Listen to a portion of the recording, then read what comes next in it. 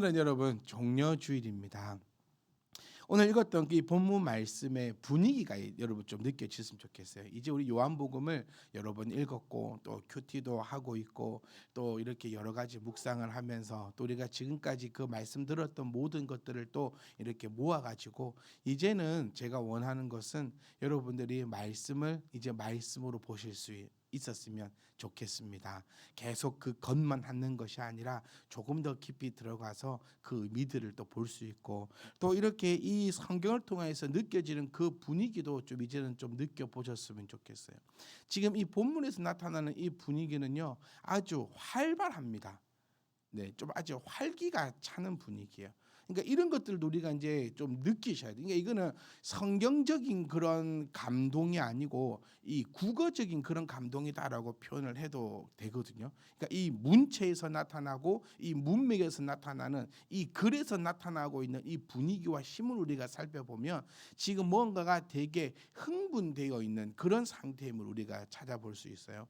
그러니까 예수님은 참 대단하시고 참 은혜로우시고 좀 그렇다는 게 뭐냐면 예수님 본인이 죽고 부활하시기 전에 나사로라는 사람을 이미 부활을 시켜버렸다는 거예요. 그걸 통해서 이미 지금 흥분의 도가니로 가고 있다는 거거든요. 우리가 월드컵을 이제 올해 하지 않습니까? 이 월드컵을 하기 위해서는 예선전을 거쳐야 됩니다. 그 예선전도 어마어마하게 하거든요. 그리고 이 예선전을 하고 나서 조추첨도 하죠. 이 젊은 친구들은 조추첨할 때 잠도 안 자고 그거 보는 친구들 되게 많아요. 이런 것들이 왜 필요하냐면 생각해 보세요. 갑자기 내일 월드컵 한다. 이러면 별로 감흥도 없고 뭔가가 이상합니다.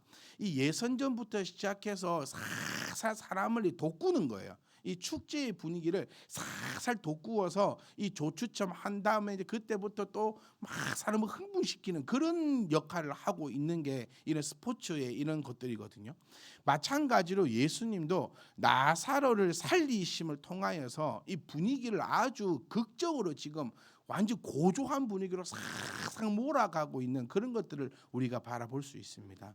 그러니까 이제 이 지금 오늘의 이 본문의 사건이 있기 전에 나사로가 살아났고 또 살아난 나사로가 또 자기의 살아난 모습들을 많이 증거하고 다니고 있고 그래서 그 전 말씀을 보면 사람들이 예수님을 보러 오는 것보다도 이제 나사로를 보러 오는 사람들이 아주 많이 늘어납니다. 그때 이제 또 마르다와 마리아의 이런 역할들도 나오고 향유를 붓는 그런 모습들도 이전에 우리가 한번 확인해 볼 수 있습니다. 그런데도 재미있고 또 참 그거 한 게 뭐냐면 나사로가 살아났잖아요. 이 나사로의 살아난 모습을 보고 예루살렘에 살고 있는 이 사람들, 다시 말하면 이 바리새인들, 조금 더 폭넓게 얘기하면 이 건세를 가지고 있고 똑똑하다는 사람들은 이 나사로까지 죽여버려야 되겠다라는 그 계획을 세운다라고 성경은 지금 그렇게 나타내고 있습니다. 오늘 이 본문을 우리가 살펴보면서 한 두 가지 갈래로 제가 여러분들과 함께 말씀을 나눠보고 싶어요. 장면이 이렇습니다. 이제 예수님께서 명절을 앞두고 예루살렘으로 옵니다. 이거 정말 예수님 제가 살펴볼 때 예수님은 아주 능통한 이런 정치가였고 아주 능통한 이런 분이 정말 놀라운 지도자입니다. 영적인 지도자뿐만 아니라 이 육적으로도 충분히 그러니까 사람들이 예수님을 보고 따라다닐 수밖에 없었던 거예요. 예수님이 바깥 모양은 좀 허술하고 좀 이상하고 저 사람은 뭐 바깥 모습을 봤을 때는 전혀 기대가 없다 싶었으며 사람들이 따라다니지도 않았어요. 근데 예수님의 그 행적들 하나하나를 보면 정치적으로도 아주 기가 막힌 행보들을 예수님은 해 나가십니다. 정말 절묘한 타이밍에 여러 가지 일들을 하시고 사람들에게 이렇게 메시지를 던지면서 사람들을 완전히 흥분의 도가니로 몰아나가는 그런 모습들을 우리는 또 살펴볼 수 있거든요. 그러니까 사람들이 이제 그 예수님을 보면서 그러니까 육체적으로도 이분은 육신적으로도 왕이 되시겠다라는 그런 생각을 가질 수밖에 없는 그러니까 주님을 표현할 때 우리가 영적으로 육적으로 그러니까 성육신 하셨다라는 그 표현대로 예수님은 두 가지에 있어서도 완벽한 모습을 갖고 있었다라고 우리가 이제는 이해하셔야 돼요. 우리가 늘 얘기할 때 예수님은 육도 계셨고 영도 계셨다. 그러니까 인성도 있으셨고 신성도 있으셨다라고 하면서 신성에만 포커스를 맞추려고 하는데 절대로 그렇지 않습니다. 성경은 늘 이렇게 밸런스를 맞춰가야 되고 조화를 이루어 가야 된다는 것처럼 예수님의 그 인간적인 모습, 예수님에서 나오는 그 육체적인 그 향기조차도 사람들이 범접할 수 없는 그런 놀라운 것들을 가지고 있었다라는 사실을 우리가 기억하셔야 됩니다. 저는 김정은을 참 자주 봅니다. 저하고 경쟁자잖아요. 왜요? 저는 김정은하고 경쟁. 여러분 놀라지 마세요. 우리 교회 개척한 거하고 김정은이 북한의 최고위원 된 거하고 비슷합니다. 시기가. 네, 저하고 동갑이거든요.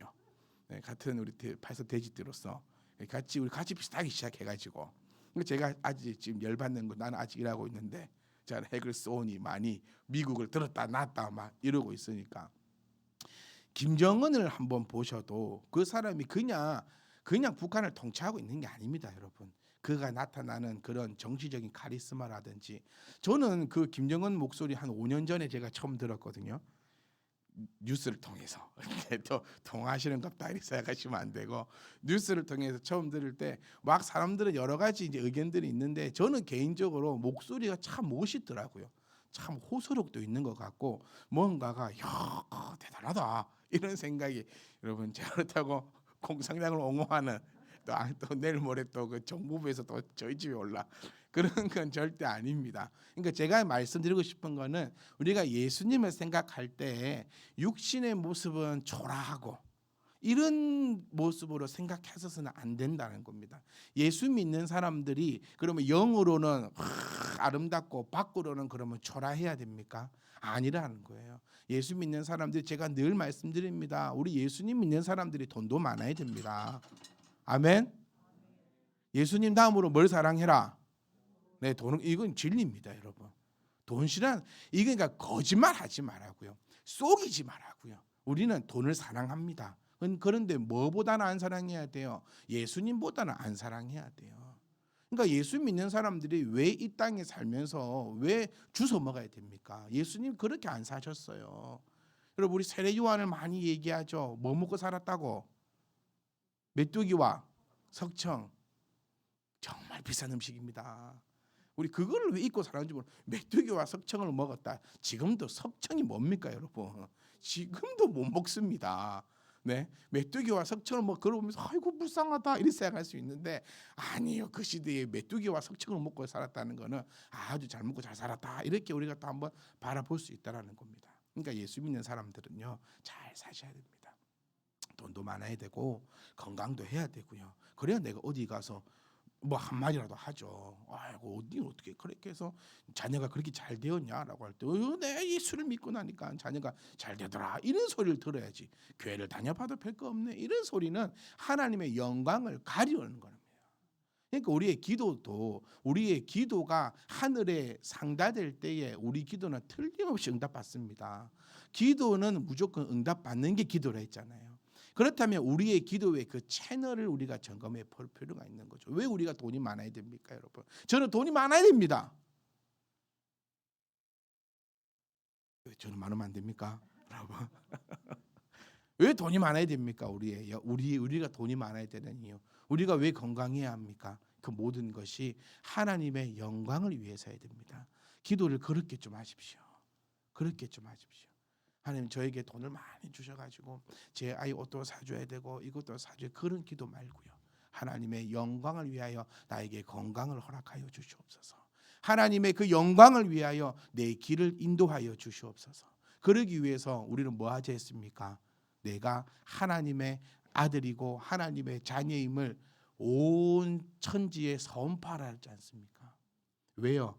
우리는 믿음이 없을지라도 하나님은 믿으시니 하나님께서 하신 말씀을 결코 주워 담을 수 없기 때문입니다. 아멘. 이 믿음들을 제가 지금 한 얘기가요. 말씀드리는 게 제가 지금 처음 드리는 말씀이 아니에요. 제가 진짜 이 자리에서 9년 동안 외치고 있는 것이 바로 이 말씀입니다. 요 줄기를 가지고 제가 매일같이 얘기를 하는데 그럼 여러분들이 얼마만큼 내가 이 말씀을 마음에 새기고 그만큼 우리 장로님 기도하신 것처럼 얼마만큼 나의 생각이 바뀌고 나의 가치관이 바뀌고 나의 이런 것들이 바뀌고 있는가가 중요한 거예요. 딱 한 번 설교 들어도 바뀌어버리면 그 사람은 땡 잡은 겁니다. 9년이고 90년을 말씀을 들어도 바뀌지 못한다면 그건 아무짝에 쓸모가 없다는 사실을 우리가 오늘 이 본문을 통해서도 분명히 그것을 우리가 밝혀볼 수 있을 겁니다. 사랑하는 성도 여러분, 예수님의 모습에 오해가 없기를 바라고 우리 믿는 사람들의 모습에도 오해가 없기를 바랍니다. 사람들은 예수님의 육적인 모습을 보고 다 쫓아다니는 거 우리는 다 알잖아요. 한 자리 할 거라고 그 생각하면서 쫓아다니는 거 아시잖아요. 그런데 왜 예수님의 이 인성은, 예수님의 이 육체적인 모습은 초라했을 거라고 그렇게 생각하냐는 겁니다. 절대로 예수님의 이 외적인 모습도 얼굴에 빛이 나더라라고 표현하고 있는 정도로 아주 어마어마한 그런 삶을 가져갔습니다. 그러니까 바른 신앙을 가져가는 자들은 나처럼 살아라라고, 내가 거룩하니 너희도 거룩하라고 하신 그 말씀을 바르게 이해하고 나아가는 사람은 영적으로 뿐만 아니라 영육이 아름다운 사람을 바로 하나님의 사람이다라고 칭할 수 있다는 사실을 우리가 꼭 기억하셔야 합니다. 그러니 주님은 아주 놀라운 모습으로 예루살렘 앞에 딱 섰고, 이제 이 예루살렘에서 여기 12절에 재미있는 표현이 있습니다. 명절에 온 큰 무리가 예수께서 예루살렘으로 온다는 것을 들었어요. 명절에 온 큰 무리들은요, 예루살렘에 살고 있는 사람이 아니라는 거예요. 명절을 보내려고 각 지방에서 모인 사람들이 바로 명절에 온 큰 무리예요. 그러니까 명절에 온 큰 무리가 아니고 명절에 온, 한글을 왜 이렇게 표현하는지 모르겠어요. 온 큰 무리가 아니고 명절에 온 컴. 네, 요 명절에 온 큰 무리가 예수께서 예루살렘으로 오신다는 걸 듣고 이제 모이는 겁니다. 여기서 우리가 하나 찾아보고 살펴보고 싶은 건 이거예요. 나의 신앙을 가장 방해하는 자는 누구냐면 그건 납니다. 나. 주변 사람들, 나 남편 때문에 못하겠다, 아내 때문에 못하겠다, 이거 전부 다 핑계입니다. 언제부터 우리가 하지 말라면 안 했습니까? 남 얘기 얼마나 잘 들으세요, 여러분. 손을 놓고 한번 생각해 보세요. 네, 부모가 공부하라 했을 때 공부했으면, 그럼 내가 공부 못한 것도 부모가 하지 말아서 공부 못했습니까? 부모님은 얼마나 우리가 어릴 때 공부하라고 했습니까? 근데 공부 안 해가지고 공부를 못하는 거 아닙니까? 그런데 신앙생활만큼은 왜 하지 마라 하면 그렇게 안 하는지 모르겠어요. 근데 딴 거는 하지 마라 해도 그렇게 하고, 하라 해도 그렇게 안 하면서 어찌 신앙생활은 남편이 하지 마라 뭐 나 남편이 하지 마라 해서 못하겠다, 어째 이리 말을 잘 들을까? 이거 아닌 거 아시잖아요. 내 신앙생활은요, 남이 방해하는 거 아닙니다. 절대로 남이 안 방해해요. 이 신앙생활에 가장 큰 게 방해하는 거는 바로 납니다. 나 자신이 나를 제일 방해하는 거예요. 저는 제가 목사이지만 목사가 참 싫어요. 또 뭔 소리 하지 마시고. 저는 목사인데 목사가 참 싫어요. 이게 무슨 얘기냐면, 목사라는 그 테두리 안에 갇혀버리면요, 말씀은 말씀대로 제대로 볼 수가 없습니다. 이 어떤 그 권위의식에 쌓여져 버리면 성도와 함께 어떤 것을 함께 할 수가 없어요. 그러니까 참 좋은 목사님들도 계시지만 이 직분이라는 거 여러분들도 한번 생각해 보셔야 돼요. 내가 왜 성경 공부를 달려들 수 없는 줄 아세요? 내가 왜 아이들과 함께 찬양할 수 없는 줄 아세요? 내가 왜 뭔가를 이렇게 시작하기가 힘든 줄 아세요? 내가 신앙생활 이만큼 했다라는 그것 때문에 그래요. 내가 30년 했는데 우리 집사님들하고 성경 공부할 때 제가 제일 많이 들었던 게 이거였습니다. 목사님, 참 질문하기가 힘든 게, 이 질문을 하게 됐을 때, 너는 신앙생활을 몇 년을 했는데 이런 걸 질문하냐? 라고 할까 싶어서 질문하기가 참 힘듭니다. 이 고백들 정말 많이 하셨잖아요. 그때마다 제가 여러분께 답변 드렸던 것이, 그 생각이 정말 나쁜 생각입니다. 이거 안 들어보시면 한 분도 안 계실 거예요. 가장 나를 주님 앞으로 가게 방해하는 것은 바로 나입니다. 나. 어쩌면 목사라는 이 직분 때문에요, 하나님 앞에 더 나아가지 못하는 그 모습을 발견을 하게 됩니다. 목사이기 때문에 이렇게 해야 되고, 목사이기 때문에 저렇게 해야 되고, 어쩌면 집사이기 때문에 이렇게 해야 되고. 여러분, 저와 여러분들은요, 예루살렘에 살고 있는 사람들이 아니라 그냥 밖에 사는 사람이었으면 좋겠어요. 예루살렘에 살다 보니까 너무 성경에 능통하고 자기가 지금까지 해왔던 것들이 있고 지금 이 모든 쌓여진 것들이 있기 때문에 나사로를 살리신 그 예수님을 보고 쫓아오는 것이 아니라 오히려 나사로를 죽여버리겠다라는 그런 생각을 하게 되고 있다라는 거예요. 그러니까 말씀을 받으실 때도요, 나의 신앙이 오래되었다는 것이 내 신앙의 약점이 되어서는 안 됩니다. 제일 처음 교회를 다니고 이 말씀을 처음 들을 때 얼마나 흡수했습니까? 제가 이 자리에서 9년 동안 말씀드린 것은, 말씀은 여러분들에게 동의를 얻고자 하는 것이 아닙니다. 여러분이 동의하지 마십시오. 말씀은 동의가 되지 않을 때에 오히려 그 말씀의 능력이 발하는 것입니다. 내가 못 알아들을 때, 내가 정말 처음 듣는 소리일 때, 어쩌면 내 가슴을 찔러 나갈 때, 그때 오히려 은혜 받았습니다라고 하셔야 되는 겁니다. 우리가 은혜 받으면 늘 알고 있는 소리 했을 때, 그때 나는 은혜 받았다라고 하고 있지 않는가. 제가 이 얘기도 오늘 처음 하는 거 아닙니다. 정말 수천 번을 제가 이 자리에서 말씀을 드렸던 그 부분이에요. 그래서 저는 소원하는 게, 저와 여러분들은요, 이 직분 다 없어졌으면 좋겠어요. 그냥 하나님 앞에 그냥 성도라는 그 단어도 너무 제가 사용하기가 너무 뭐라 하죠? 황송스러워요. 이 성도라는 그 거룩한 자라는 그 뜻 아닙니까?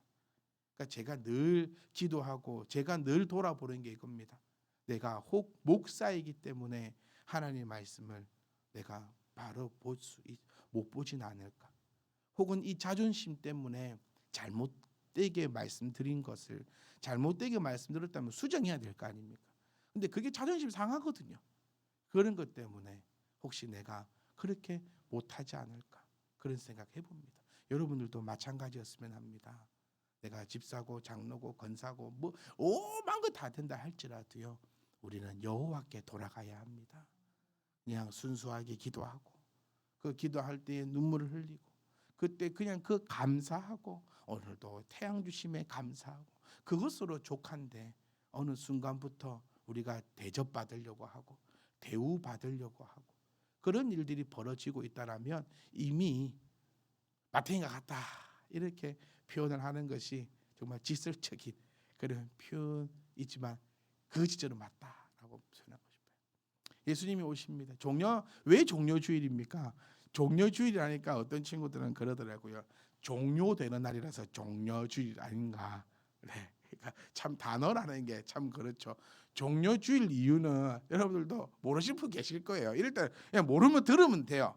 근데 이제 내가 집사가 50년째인데 그걸 모른다면 안 돼. 이러면 안 돼요. 모르는 거예요. 왜 종료주일이냐? 종려나무를 흔들어서 종료주일이에요. 어렵지 않아요. 네, 그러니까 왠지 뭔가 특별할 것 같잖아요. 종료주일 이러니까 그게 아니라 예수님께서 예루살렘으로 입성할 때 그 옆에 사람들, 그러니까 여기 사람들이 이제 누군지 정확하게 아셔야 됩니다. 예루살렘에 있던 사람들이 아니라, 그러니까 목사고 장로고 집사고 이런 사람들이 아니라는 거예요. 그냥 밖에서 오직 그 예수님의 그것만 바라보고 온 사람들이 종려나무 가지를 들어다가 흔들면서 외쳤습니다. 뭐라고 외쳤죠? 호산나. 호산나의 뜻이 뭡니까? 나를 구원해 주소서. 그러니까 나를 구원하소서. 이 뜻이 호산. 이거 히브리어입니다, 여러분. 우리도 제법 히브리어를 알고 있습니다. 네, 호산나 하면서 종려나무를 흔들어서 이 날을 종려주일이라고 부르고 있습니다. 그런데 이때에 예수님의 이 모습을 통하여서 우리는 지난주까지 함께 말씀을 나누었던 세 가지의 원리를 찾아볼 수 있어요. 예수님이 종려주일날, 그러니까 이 날에 왜 예루살렘으로 입성하셨는가? 예수님은 입성하실 때에 어떤 모습을 보이셨냐면, 첫 번째로 우리 사랑에 대해서 세 가지 기억나셔야 됩니다. 첫 번째가 뭐였죠?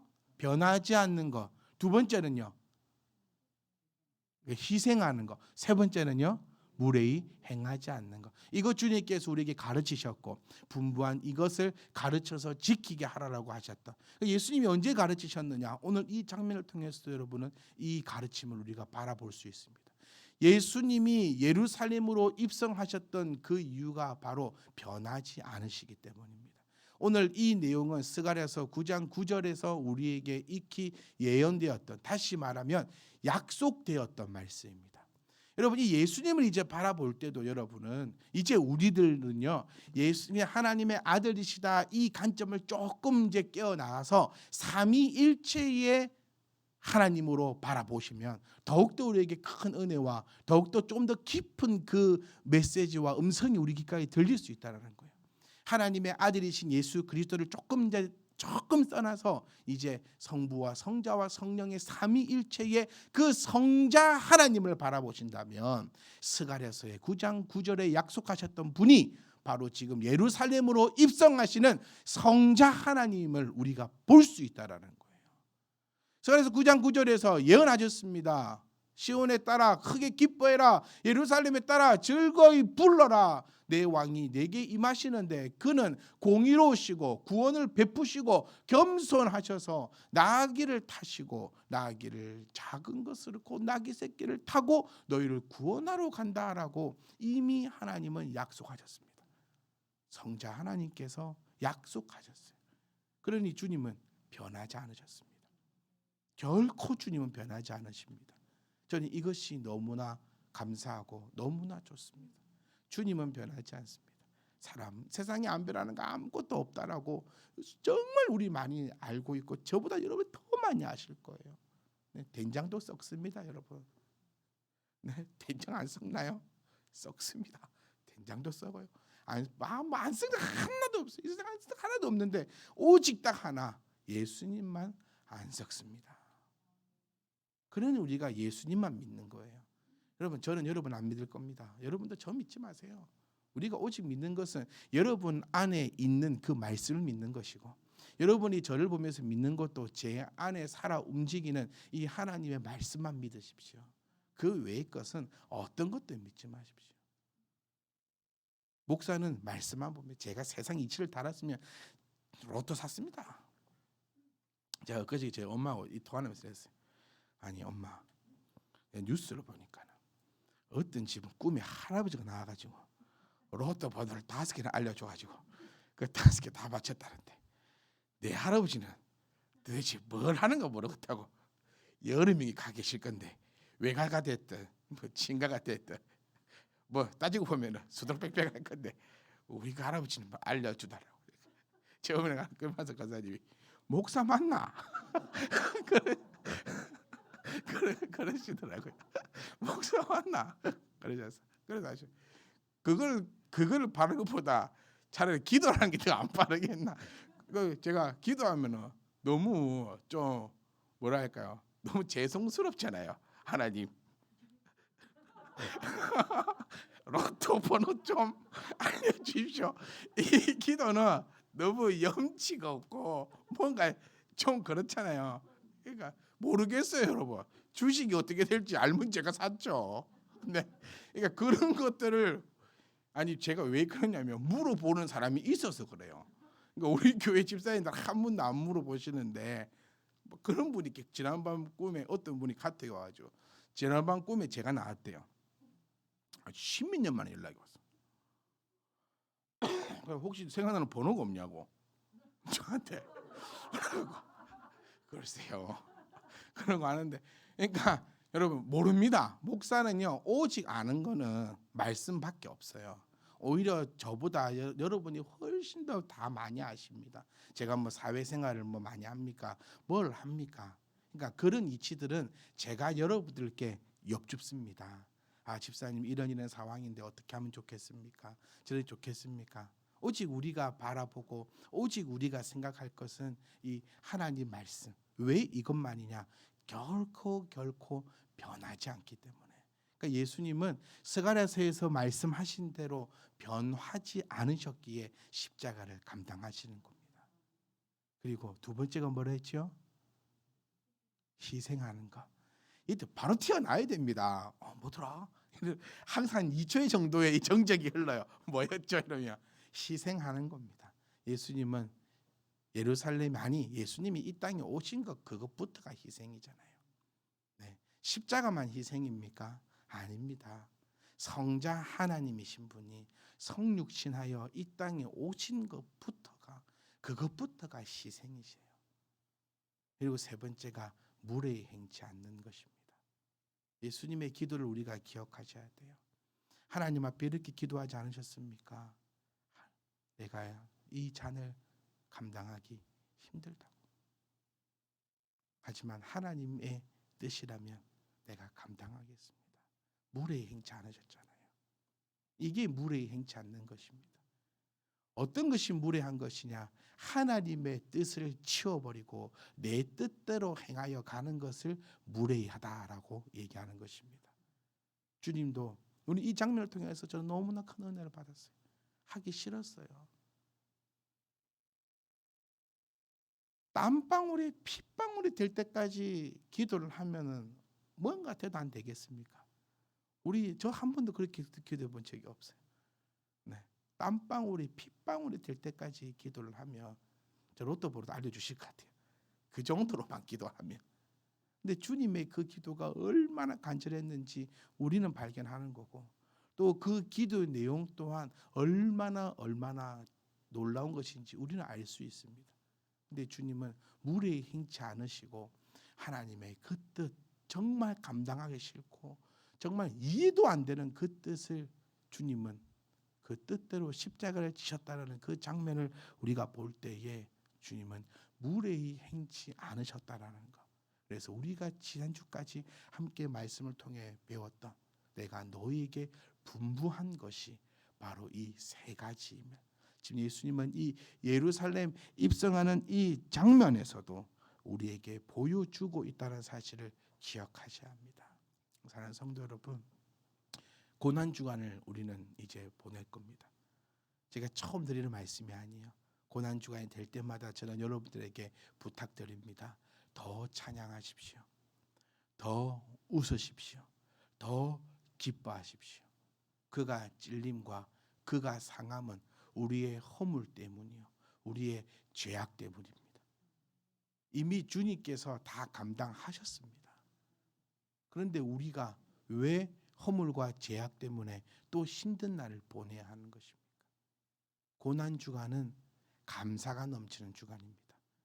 스스로의 이런 육체적인 어려움과 그런 고난을 당해 보려고 애쓰는 그런 날이 아니라 오히려 더 주의 말씀을 가까이 하고 주님께서 나에게 펼쳐주신 그 은혜 때문에 감사하는 날입니다.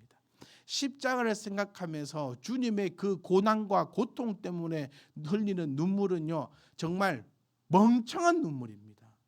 만약에 주님이 십자가 안 지셨으면 어떻게 됐을까요? 우리 입장에서는 주님의 십자가가 얼마나 다행인 줄 압니까, 여러분? 그런데 주님이 십자가 지셨다고 그거 갖고 우는 게 성도의 눈물이 아니에요. 주님이 십자가 안 지셨으면 우리는 지금 뭐 하고 있을까요? 지금 구원은 막 소망에도 없고 지금도 허물과 죄악 때문에 땅바닥에서 뻑뻑 끓고 있을 그 인생들이에요.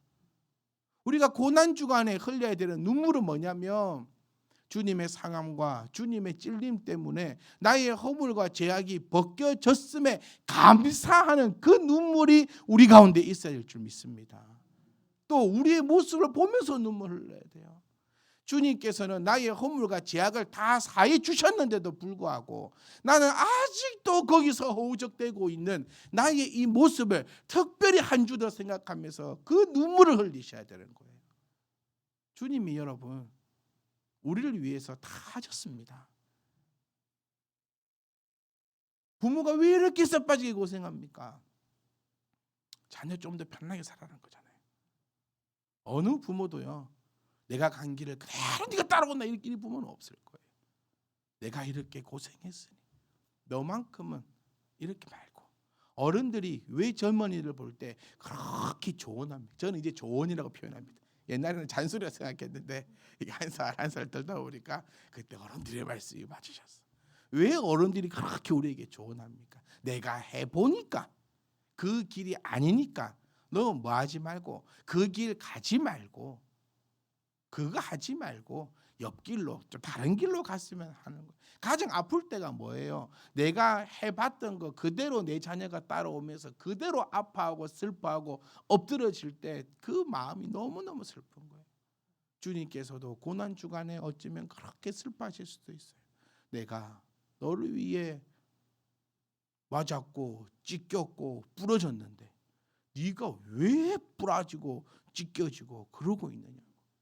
사랑하는 성도 여러분, 주님께서 오늘 변하지 않으시고 오늘 스스로 희생하시며 오늘 무례히 행치 않으시는 그 모습들을 우리에게 보여주셨습니다. 우리 또한 그 주님의 그 마음을 아는 자가 주님의 제자다라고 불릴 수 있는 거예요. 제자와 스승의 가장 아름다운 그 관계는 서로 마음을 아는 겁니다. 그런 표현 하잖아요. 눈빛만 봐도 이제 네가 무슨 생각을 하는지 무슨 마음인지 알겠다고. 주님의 그 모습들을 보면서 우리가 다 이제 알고 그 캐치고 나간다면 주님께서 그것보다 더 기뻐하실 일이 없을 줄 믿습니다. 근데 마지막으로 이제 이 사람들을 한번 봤으면 좋겠어요. 사람들을 보면은요, 사람들은 예수님이 지나갈 때 종려나무를 흔들면서 호산나라고 외쳤습니다. 그러니까 모르지 않는다라는 거예요. 호산나라고 부른다. 스가랴서의 그 말씀을 익히 알고 있다라는 겁니다. 이미 예수님이 자신의 메시아라는 사실을 익히 알고 있었을 수도 있습니다, 여러분. 그런데 우리 16절 말씀을 보시면 제자들은 처음 이 일을 깨달지 못하였다가 어떤 일이냐면요, 예수님이 변함이 없으시다라는 거. 그러니까 스가랴서의 말씀을 그대로 이루고 계시다는 사실을 뭐하지 못하니까, 깨달지 못하니까 알지를 못하더라는 겁니다. 그러니까 저와 여러분들은 이러한 일 가운데 있지 않기를 원합니다. 저와 여러분들은 늘 깨닫는 그 연속함 가운데 있었으면 좋겠어요. 여러분 놀라지 마세요. 성령님께서 우리와 함께 하니까 예수님이 우리에게 무엇을 분부하시는지를 여러분이 기억하시는 겁니다.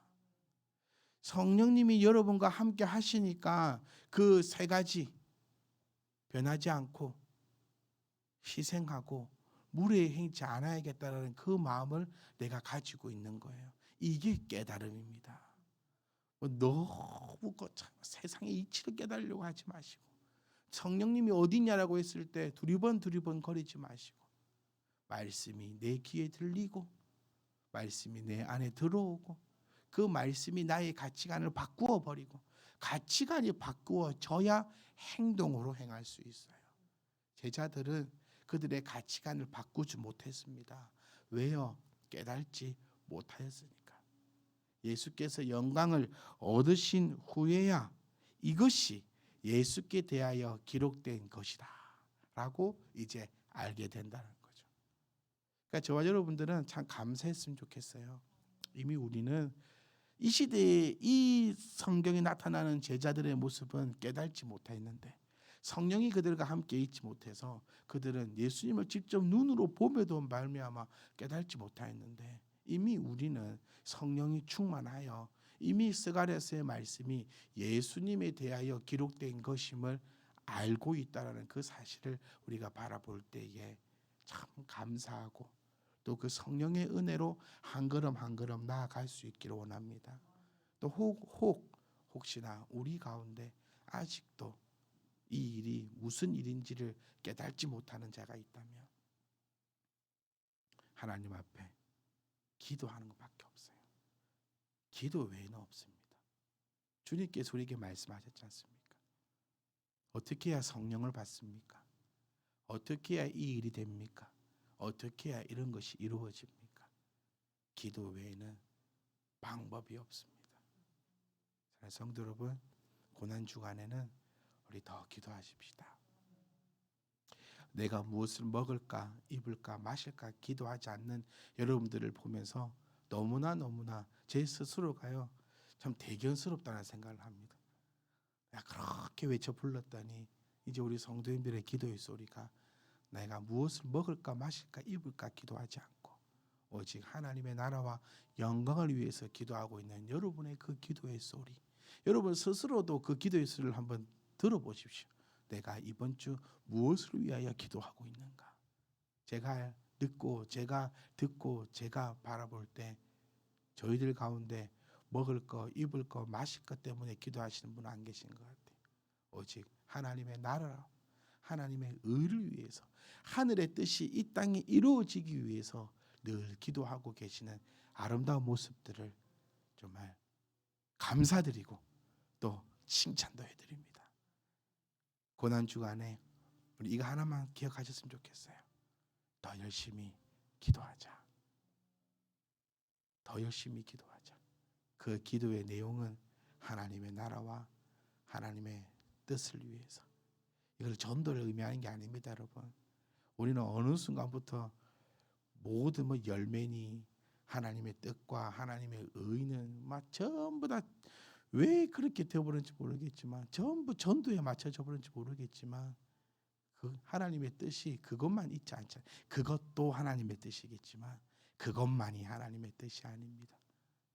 정말 하나님의 그 놀라우신 뜻이, 놀라우신 그 의가 이 고난 주간에 우리의 기도를 통하여서 놀라운 일들이 발생하는 그런 고난 주간 기대하겠습니다. 성도 여러분, 고난 주간은 주님이 고난 받으셨습니다. 그를 통해서 우리는 더욱더 기뻐하는 날입니다. 흥청망청 기뻐하자는 것이 아닌가 아시지요? 주님을 생각하시면서 기뻐하며 기도하고 또 주께서 우리에게 분부한 모든 것을 가르치고 지키게 할 수 있는 그런 멋진 신앙을 정말 기대하겠습니다.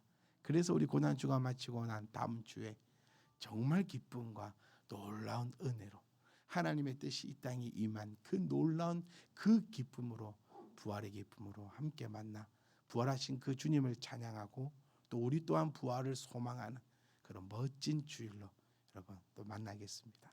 한 주간 응원하겠습니다. 한 주간 기도하겠습니다. 세상 그 어느 성도보다도 더욱더 기쁘고 은혜롭고 감사하고 그 세상이 표현할 수 없는 그 충만함이 넘쳐나는 주님의 그 상함과 주님의 그 찔림을 통하여 우리의 모든 것이 자유함을 얻은 그 멋진 날로 기억되고 그 멋진 날을 기억하고 또 부활하신 그 주님을 바라보는 멋진 한 주간 주의 이름으로 축복합니다.